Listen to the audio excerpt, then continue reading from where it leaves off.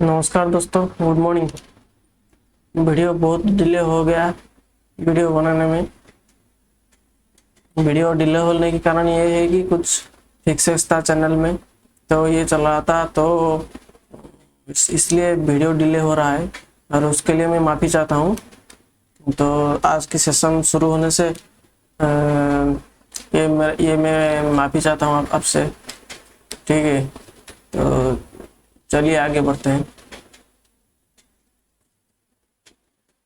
देखिए मोदी जी, ये क्वेश्चन को आप इसका आंसर आप तो जरूर जानते होंगे, ये आपको याद करना पड़ेगा। ये आप कहीं ना कहीं पढ़ते आ रहे होंगे। ओके, तो Kochi Mangalore natural gas pipeline has been inaugurated by PM Modi recently. What is the estimated length? तो लेंथ क्या था उसका, जो कि Kochi Mangalore natural gas pipeline को एक बढ़ावा देने के लिए बनाया गया था। ठीक है, इसका इनॉग्रेशन कभी जनवरी की फर्स्ट वीक में, जनवरी 2021 की फर्स्ट वीक में किया गया था। उसका लेंथ था, आपको याद करना पड़ेगा, अब याद करिए। लेंथ था उसका, ओके, 450 किलोमीटर। ओके, 450 किलोमीटर उसका लेंथ था, ये आपको याद करना पड़ेगा। 450 किलोमीटर, यानी कि Kochi Mangalore natural gas pipeline, okay, bye PM Modi. Kochi Mangalore natural gas pipeline 450 kilometre उसका लेंथ है। और नेक्स्ट पेज में हम कुछ डिटेल की ओर जाएंगे। डिटेल से बढ़ने के बाद हम कुछ नया इंफॉर्मेशन, कुछ एक्स्ट्रा इंफॉर्मेशन जान पाएंगे। ओके, ये देखिए उसका।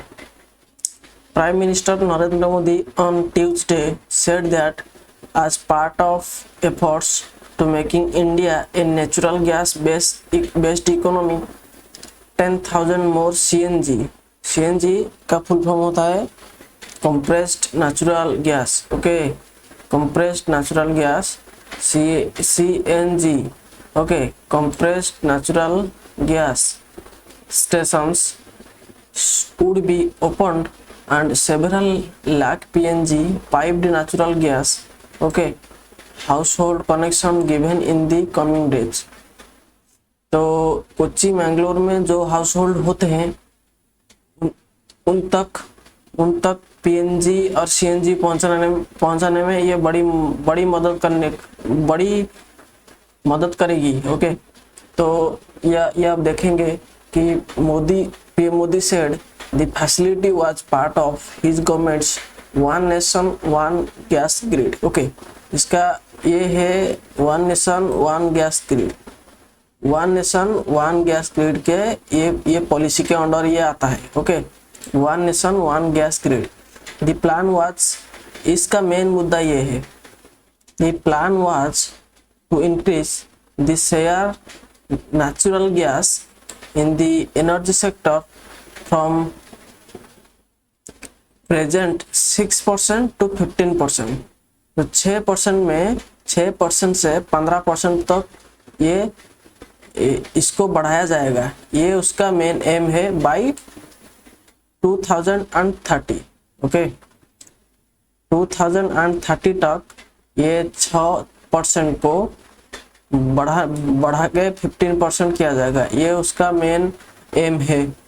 ओके, जो कि ये जो एनर्जी सेक्टर में जो नेचुरल गैस की शेयर है, जो नेचुरल गैस की क्वांटिटी है, ये बढ़ाया जाएगा।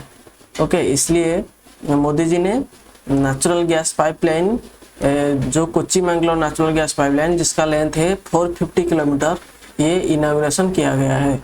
ओके, तो बढ़ते हैं अगली क्वेश्चन की तरफ। ये थोड़ा क्विजेस है, जो भी क्विज थोड़ा इम्पोर्टेंट है, ओके, एग्जाम के लिए, उसका मैं एक्सप्लेनेशन देता हूँ। और जिसका भी एक्सप्लेनेशन नहीं दिया वो भी इम्पोर्टेंट है, और उसको आप सिर्फ क्वेश्चन की तरह याद करिए। ओके, ठीक, क्वेश्चन में जैसे कि आप क्वेश्चन में याद रखते हैं, ठीक क्वेश्चन फॉर्मेट में उसको आप याद रखना पड़ेगा। ठीक है, तो कौन से स्टेट में मुकुट ऑफ ब्रह्मपुत्र इनॉग्रेशन किया गया है? ओके, आप सबको पता है कि ब्रह्मपुत्र एक रिवर है। ओके, ब्रह्मपुत्र एक रिवर है जो कि आसाम स्टेट में आता है।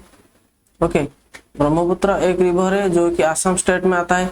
तो मुकुट of Brahmaputra was inaugurated in the state of Assam. Okay, Assam में ब्रह्मपुत्र रिवर है। ओके,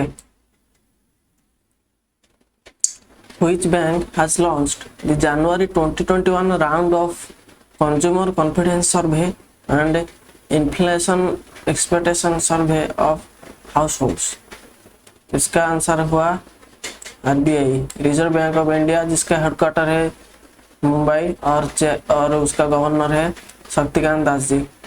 ओके, ये आरबीआई का, अगर उसको हम थोड़ा डिटेल में एक्सपांड करें, ओके, तो reserve bank of India launched the January 2021 round of household survey, namely inflation expectation survey of households, okay, and consumer confidence survey to represent inflation expectations and consumer confidence. These surveys will act as useful inputs for RBI's monetary policy.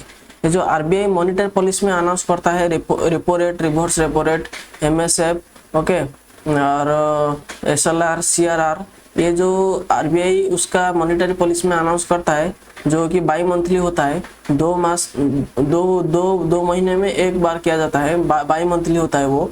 Okay, उसके लिए ये बड़ी useful input के हिसाब से काम करेगी। Okay, इसलिए मतलब ये हाउस होल्ड से आरबीआई को एक इन्फ्लेशन रिपोर्ट चाहिए। इन्फ्लेशन का मतलब क्या होता है? जब हमारे जो वैल्यू ऑफ मनी वो डिक्रीज हो जाता है और डिमांड बढ़ जाता है। ओके, अगर हम एक थोड़ा एग्जांपल ले, तो पहले मैं सुना था कि आलू का 1 किलो का दाम था, 1 रुपया, 2 रुपया। ओके, अब वो बढ़ के क्या हो चुका है, 10, 15 और 20 रुपए तक कभी कभी जाता है। इसलिए ये होता है एक इन्फ्लेशन का एग्जांपल। ओके, जब the value of money decreases and the demand of a product increases, okay, and there is more money flow in the market, then inflation arises. Okay, inflation expectation survey of households, क्योंकि एक house hold से कुछ inflation report collect किया जाएगा RBI के द्वारा। Okay, जो कि एक बड़ी इनपुट हिसाब से काम करेगी आरबीआई की मॉनेटरी पॉलिसी में। ओके, तो उड़ीसा स्टेट ने बनाया है एक स्पेशल मेमोरियल। ओके, जो कोविड वॉरियर्स होते हैं उसके लिए उड़ीसा गवर्नमेंट ने एक बहुत बड़ी पदक्षेप लिया है। ओके, जो कि उसका कोविड वॉरियर के नाम से एक वो, जैसे कि एक हमारे जवान का वार मेमोरियल होता है, इसलिए उस तरह कोविड वॉरियर्स के लिए एक स्पेशल मेमोरियल बनाया जाएगा, जो कि उड़ीसा में बनाया जाएगा। उड़ीसा में कहाँ ना, उसकी स्टेट कैपिटल यानी कि उड़ीसा का स्टेट कैपिटल क्या है, भुवनेश्वर में बनाया जाएगा। ओके, तो which one is the opening movie in the 51 first international film festival of India, यानी कि another round. Okay, another round था जो international film festival of India, जो कि 51 फर्स्ट हुआ। ओके, जो कि गोवा में हुआ, वो हर बार गोवा में ही होता है। ओके, तो उसका ओपनिंग मूवी था another round. Mathikettan Shola national park is notified as an eco sensitive zone, it belongs to which state? ये केरल में आता है। ओके, इस नेशनल पार्क को इको सेंसिटिव जोन हिसाब से नोटिफाई किया गया है। Okay, the centre has notified, ये सेंटर के द्वारा किया गया है। ये आप देखेंगे, द सेंटर हैज नोटिफाइड मतलब नोटिफाई कर दिया गया है, has notified, okay, जो कि प्रेजेंट परफेक्ट में है, an area to extend varying from 0 to 1 kilometer around the boundary of Mathiketan Sola National Park in Kerala। तो इसका जो एरिया है, वो जो नोटिफाइड एरिया है वो वैरी करता है 0 to 1 kilometre around the boundary, okay. तो इन केरला's Idukki district as an eco-sensitive zone considering the unique nature of Sola forest। उसका नेचुरल सीनरी काफ़ी बढ़िया है, तो इसलिए उसको इको सेंसिटिव जोन हिसाब से उसको लिस्टेड किया गया है, okay. The eco sensitive zone shall be to an extent of 0 to 1 kilometers around the boundary of Mathiketan Sola National Park, okay, and the area of the eco-sensitive zone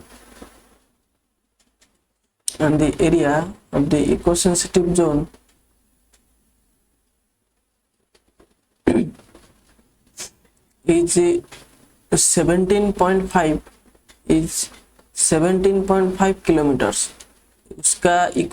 उस eco sensitive zone का area है 17.5 kilometres. The notification said, okay, issuing the notification under ministry of environment and forest and climate change said it necessary to conserve and protect the area from ecological and environmental biodiversity point of view, and to prohibit industries or class of industries as their operations and processes in the eco-sensitive zone. Therefore, in exercise of the powers, the central government hereby notifies an area to an extent varying from 0 to 1 kilometer around the boundary of Mathiketan Sola National Park in Idukki district in the state of Kerala as the eco-sensitive zone, okay। डिजिनेस्ट एक application है, उसको कौन सी state government ने launch किया है? एक mobile application है। बताइए, ये आपको जरूर याद होगा, ये काफ़ी न्यूज़ में था, करंट अफेयर में था, ओके। तो बताइए भाई, पंजाब, ओके, पंजाब डिजिनेस्ट एप्लीकेशन लॉन्च किया था। For what purpose? Petroleum and natural gas minister Dharmendra Pradhan has launched a unique mystical facility. ये एलपीजी रिफिल्स के लिए बनाया है, okay, and registration of new connections, जो कि न्यू कनेक्शन होता है उनकी रजिस्ट्रेशन के लिए भी ये एक बनाया है। एक एलपीजी रिफिल के लिए, एक रजिस्ट्रेशन फॉर न्यू कनेक्शन। तो बोथ ए एंड बी उसका आंसर होगा, यानी कि option D, okay. Which company will Amazonia one, okay, आपको याद होगा अमेजोनिया वन एक ब्राजील की स्पेस रिसर्च की एक सैटेलाइट है, ओके, जो ब्राजीलियन स्पेस एजेंसी है उसका एक सैटेलाइट है, जिसी को एक अमेजोनिया वन यानी कि ब्राजीलियन स्पेस एजेंसी का सैटेलाइट को हमारी जो स्पेस एजेंसी है, हमारी स्पेस एजेंसी यानी कि Indian space research organisation ISRO, ये उसको लॉन्च किया है, ओके। तो ये है इसरो है उसका सही आंसर। आपको पता होगा इसरो का हेडक्वार्टर है बेंगलोर पर और उसका चेयरमैन होते हैं के शिवन जी। The fourth Global Ayurveda Festival 2021, okay, will be held in which state? Ayurveda festival 2021 हर साल आता है ये। आयुर्वेदा हॉस्पिटल यानी फेस्टिवल यानी कि आयुर्वेदा की जो फार्मेसीज होता है वो उसको रिप्रेजेंट किया जाता है, ओके। तो ये ये ग्लोबल आयुर्वेदा फेस्टिवल है, will be held in which state, मतलब ये हेल्ड हो चुका है, ये ऑब्जर्व किया जा चुका है केरला में, ओके। केरला में आयुर्वेदा फेस्टिवल 2021 आपको याद रखना पड़ेगा, ओके, ये आपको याद रखना पड़ेगा, okay. Ayurveda festival Kerala, okay. The world's longest railway platform will be inaugurated in March 2021, तो उसका लेंथ क्या है, क्वेश्चन में ये पूछा गया है, उसका लेंथ क्या है 1505 मीटर। ठीक है, 1505 मीटर। ये लॉन्गेस्ट प्लेटफॉर्म ये कहाँ पे है, ये कर्नाटक स्टेट में है। कर्नाटक स्टेट में कौन सी सिटी है शायद मुझे याद नहीं है, उसके लिए मैं माफी चाहता हूँ। तो कर्नाटक स्टेट में ये बनाया गया है। ओके, कर्नाटक स्टेट में जो कि प्लेटफॉर्म इनॉग्रेशन किया गया है, विल बी इनॉग्रेटेड, जो कि इनॉग्रेशन किया जाएगा मार्च 2021 में। Okay, the longest railway platform होता है ये, जो कि जिसका लेंथ है मतलब 1.5 किलोमीटर, 1505 मीटर यानी 1.5 kilometre.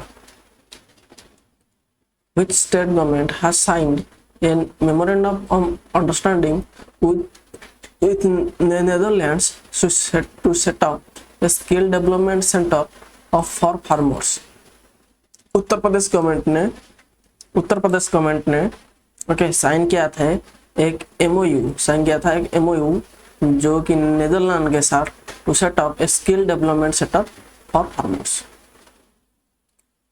The 40th Indian scientific expedition to Antarctica was flagged off from Mormugao port recently. Okay, Mormugao port recently.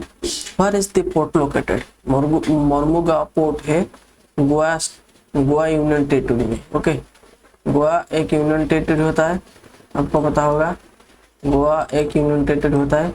Okay, Goa में।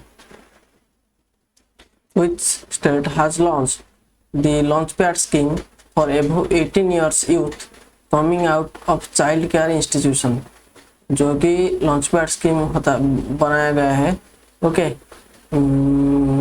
ये स्कीम का बेनिफिट और इसका एलिजिबिलिटी, इसका क्राइटेरिया शायद आप थोड़ा डिटेल आप गूगल में पा सकते हैं, लेकिन ये तो क्विज क्लास है, या मैं इतना डिटेल्स शेयर नहीं कर पाऊंगा। ओके, तो लॉन्चपैड स्कीम का ये मध्य प्रदेश गवर्नमेंट ने लॉन्च किया है। Okay, launchpad scheme for above 18 years youth coming out of child care. आप गूगल में सर्च कर सकते हैं Madhya Pradesh government launchpad scheme, और उसमें आप आर्टिकल आ जाएगा, आप थोड़ा डिटेल ले सकते हैं। Which इंस्टीट्यूशन, देखिए आप करंट अफेयर्स को ऐसे ही याद कर सकते हैं। आप क्विज देखिए और उसका आंसर आप उस क्विज के आंसर शीट में रिसीव कीजिए। उसके बाद आप उस क्वेश्चन को उस आंसर के साथ मिलाने के लिए आप खुद गूगल पर सर्च कीजिए।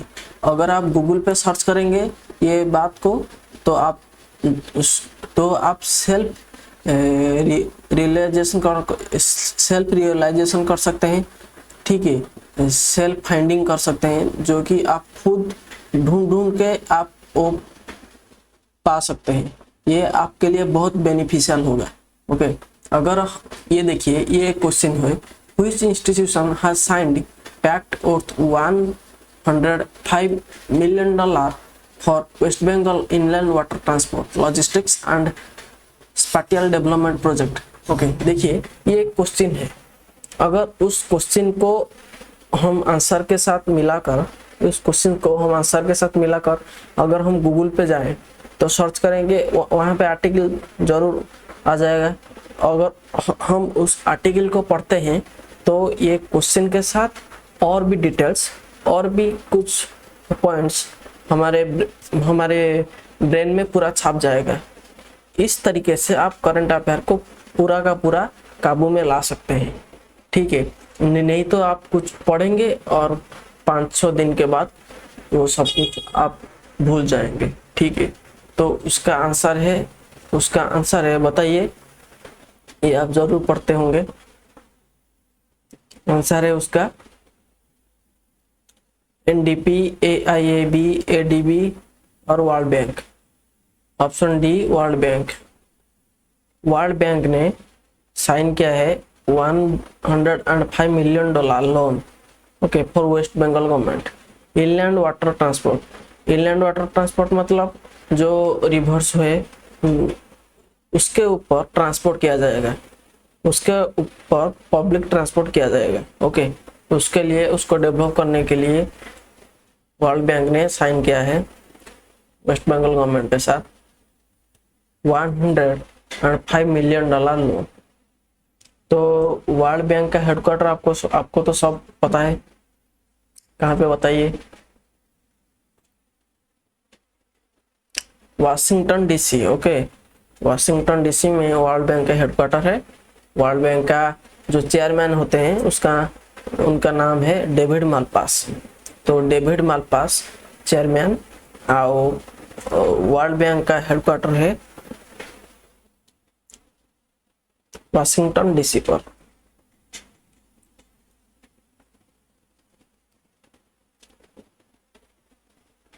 Name the newly appointed chairman of the All India Gem and Jewellery Domestic Council. Okay. All India Gem and Jewellery Domestic Council. आशीष पेथे। आशीष पेथे है उसका सही आंसर। आशीष पेथे जी को अपॉइंटेड किया गया है chairman of all India gem and jewellery domestic council. The Indian Air Force Chief Marshal R.K.S. Bhadoria has launched which e-governance portal? Okay, e-office को launch किया गया है R.K.S. भदौरिया जी के द्वारा, जो कि IAF यानी कि इंडियन एयरफोर्स के चीफ होते हैं। ये एक ई-गवर्नेंस पोर्टल है, e-office. Okay, e-office portal launched by R.K.S. Bhadoria who is the IAF chief, Indian Air Force chief. Okay, thank you for listening. As and always, bye.